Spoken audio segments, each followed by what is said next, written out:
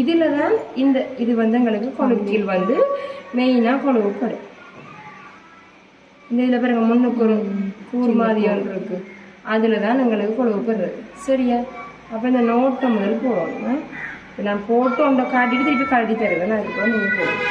அப்போ இதை நாங்கள் இப்படி இது கீழே தான் இருக்கும், இந்த நோட் கீழே தான் இருக்கு. அப்போ எங்களோட கண் மட்டும்தான் அந்த நோட்டு எங்கே இருக்குன்னு சொல்லி பார்க்குற இடமா இருக்கு. இந்த நோட் வந்துச்சு.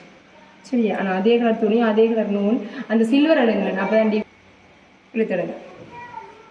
சரி, சும்மா இந்த இது இப்படி முடிச்சோன்னு போகிறோம். நாங்கள் இதை இழுத்துற கண்ணு வந்துருக்கோம். சரி, அப்போ இப்போ நான் கையை எங்கே வைக்கிறனோ அந்த இடத்துல இதையும் கொண்டு போய் ஒரு கையில் வச்சு கொண்டு ஊசியை வந்து இங்கே வழியால் எடுக்கணும். இதை எப்படி பிடிச்சிங்கன்னா சரியா பாருங்க. இதை எப்படி பிடிச்சிட்டு இதை வச்சு இந்த இந்த இதில் கொழுவுறேன், இதில் ஊசியில் கொழுவுறேன்.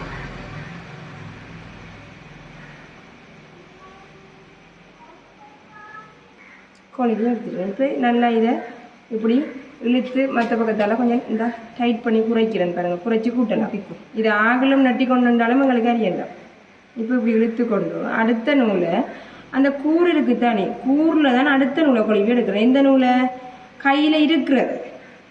சரியா? கொழுவிக்குள்ள செயின், இது செயின், இதை தான் சொல்கிறது செயின் ஸ்டிச்சுன்னு சொல்கிறது. இந்த பாருங்க நல்லா டைட்டாக பிடிக்கிறேன். இந்த கூரில் அடுத்ததை கொழுவி எடுக்கிறேன். இப்படி சிக்கப்பட வந்ததுன்னா நீங்கள் ஒன்றை விட்டீங்கன்னா ஒன்று வரும். சரி, நம்ம அறந்துடுமா? சரியா? அறந்தால் நீங்கள் திருப்பி நோட் போட்டு திருப்பி எடுக்கும். நல்லா டைட்டாக தான் டைட் இருக்குது. இந்த கையில் டைட், இந்த பாருங்க இந்த ரெண்டு விரலால் தான் நீங்கள் ஊசி பிடிக்கும். பிடிச்சு கொண்டு நூலை வந்து கீழே எப்படி பிடிக்கிறேன்னா இங்கே பாருங்க இந்த ரெண்டு விரல்லையும் நூலை இப்படி நல்லா இங்கே பாருங்க. அங்கேயும் ஊசியில் இழுத்து கொண்டிருக்கிறேன், இங்கேயும் இழுக்கிறேன். சரியா? அப்போ எங்களோட கண் மட்டும்தான்.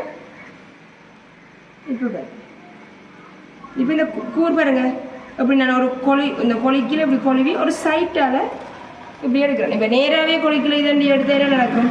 இந்த இப்படி குத்திட்டு கொலிக்கில் எனக்கு விளங்குது கையில். இந்த ஒரு சைட்டால் வளைச்செடுக்கிறேன். வளைச்செடுக்க எங்களுக்கு டைட்டாக வரும். சரியா?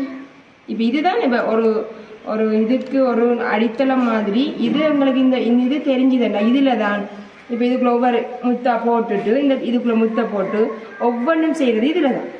அப்போ இதுதான் பேசிக், இது ரவுண்டாக போடுறேன். இப்போ இது வந்து இப்படி இப்போ போட்டு பாருங்க. அப்படின்னு இது நான் செய்ததோட இப்படி இது வருதாண்டு ஒரு ஆளும் சும்மா போட்டு பாருங்க. அதுக்கு பிறகு முதல்ல இருந்து நோட் போட